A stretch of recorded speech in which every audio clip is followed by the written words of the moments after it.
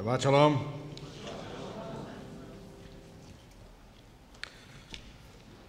Israeli archaeologists made an amazing discovery recently. As they were digging under the Western Wall, a floor began to give way. Eventually, part of the floor collapsed and revealed a massive underground water reservoir. The archaeologists could hardly contain their excitement because it turns out that this reservoir dates back to the First Temple period. They know this because there are still remnants of yellow plaster that was commonly applied during those times, the First Temple period.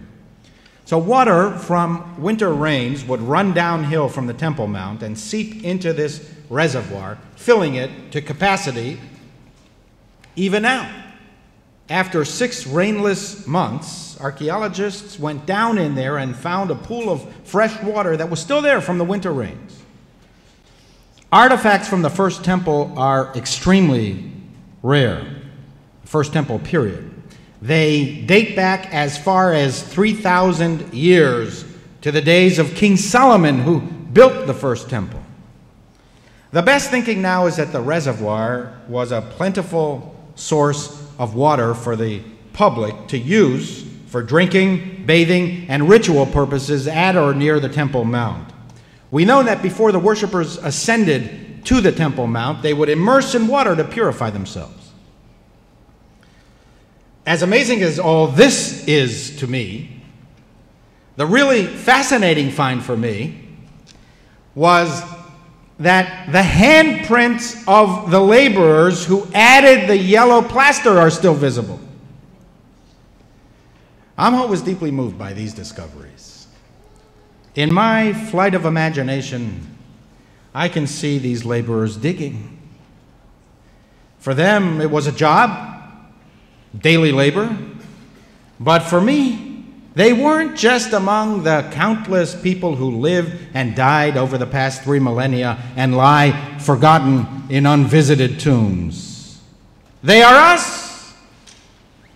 They are me. Living inside of us are all of the Jews who have ever lived.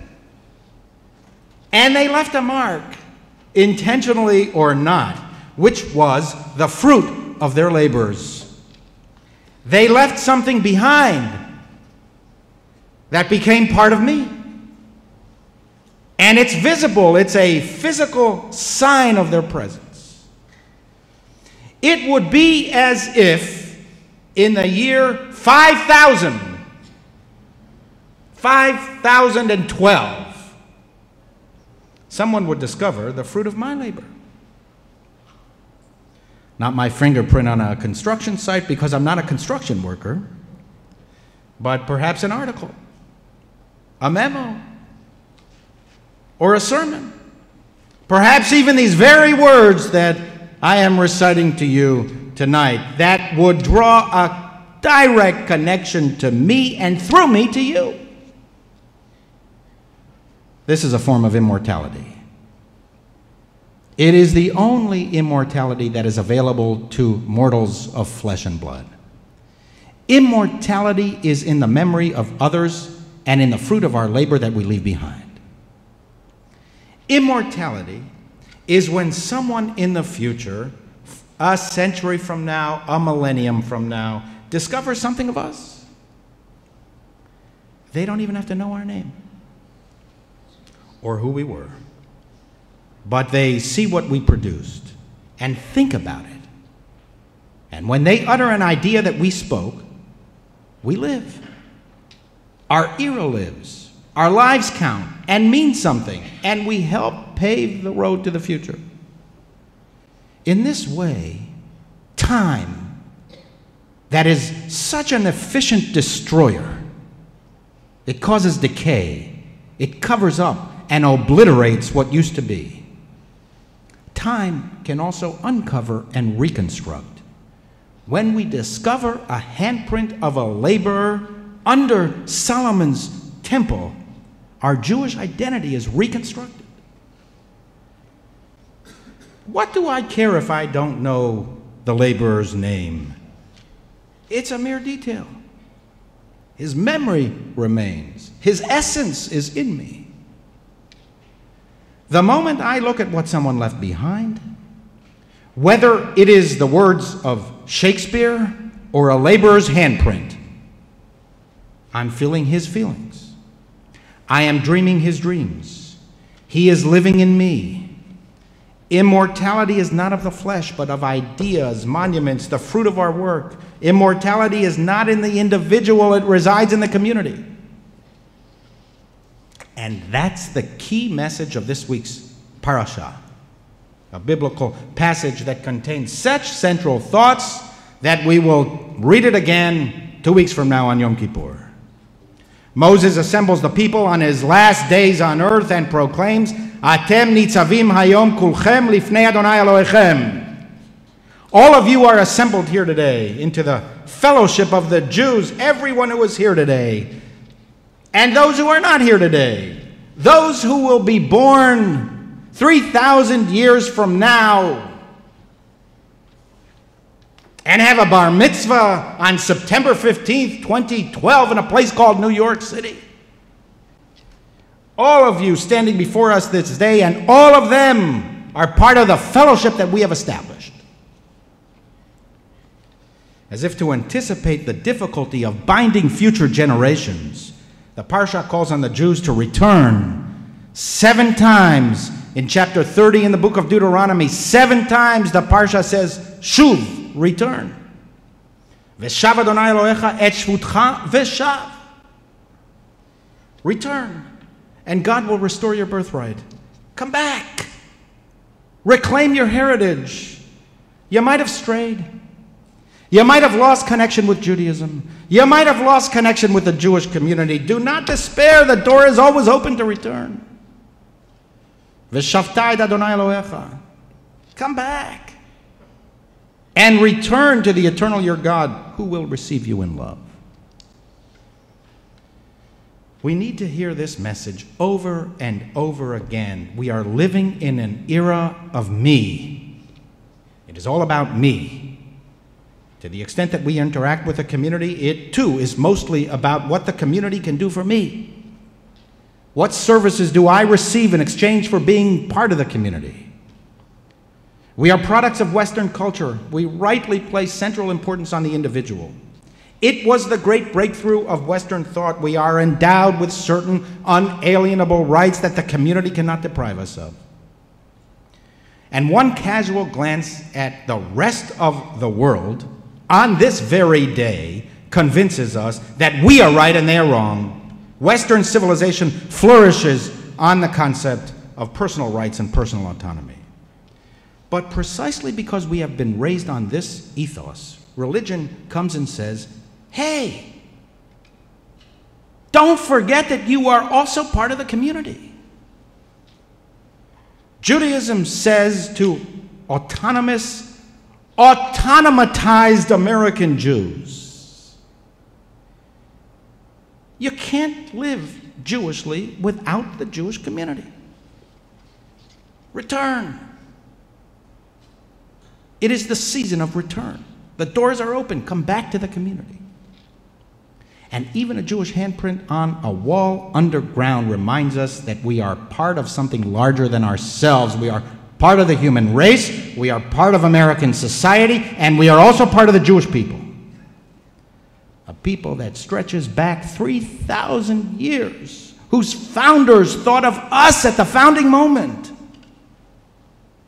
They dreamed of us. They built for us. They struggled, endured, prospered, and died for us. Don't forget that at this season. Return. Come back. And you too think of the generations that will follow us. We have made it in this country. Yes, there is lingering anti-Semitism. There will always be some scattered people who want to kill Jews or those who are simply neutral about it. But there's very little left to fight about in terms of Jewish acceptance in America. It's not like the old days. Even 2 generations ago, when Jews were discriminated against and marginalized and felt that we needed to bend over backwards to assimilate. Remember the story of the enterprising Jewish law student nearing graduation and aspired to a job in a prestigious white shoes law firm.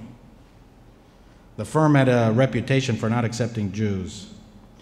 And at the jobs fair near graduation, the Jewish student signed up for an interview with this white shoes firm that had a reputation for not accepting Jews. The recruiter asked him, "What's your name?"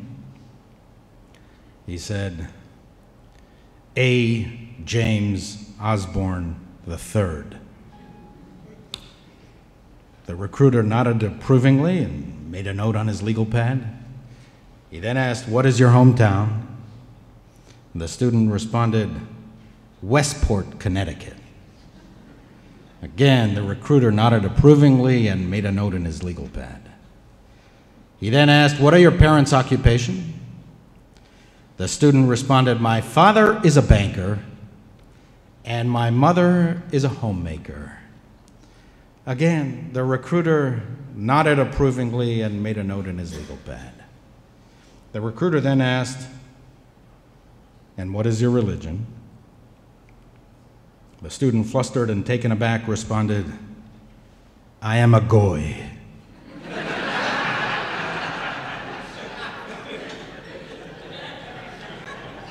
Those days are over. We won the fight of integration. We have won it politically and we have won it philosophically. America stands for the melting pot, the integration of all people who commit to the American idea, no matter who they are and where they came from. So our challenge today is not to fight that fight. We have won it. Our challenge today is to return. Don't forget your Jewish identity. And your Jewish identity is rooted in the Jewish community, in the past, in the present, and in the future. And your Jewish self is best realized through the Jewish community. And now, especially at this season, return to the fellowship of the Jews. The American idea itself encourages multiple forms of individual and communal identity. This is what makes America exceptional, not the mere repetition of American exceptionalism. The handprints on the wall on Solomon's temple bring to mind the ancient Jewish legend. Our tradition tells of King Solomon, who went in disguise to examine the progress of the construction of the temple. He met with 3 workers and asked each to describe what he was doing. The first said to him, "I am tanning the ram skins." The second said, "I am crushing the olives to make the oil that will light the menorah." The third said to Solomon, "I am working on the place where the people will meet God." And Solomon praised the third worker alone because he was the only one who truly understood the meaning of the work. The handprint on the wall under Solomon's temple is a lasting labor of love. They labored to make a living, they labored to fulfill the king's desire, but they also labored to construct the place where the people will meet God. That is the central significance of the handprint under the wall of Solomon's temple. And this immortal labor is our precious inheritance. Do not squander this inheritance. It is yours. Return, and God will receive you in love. Amen.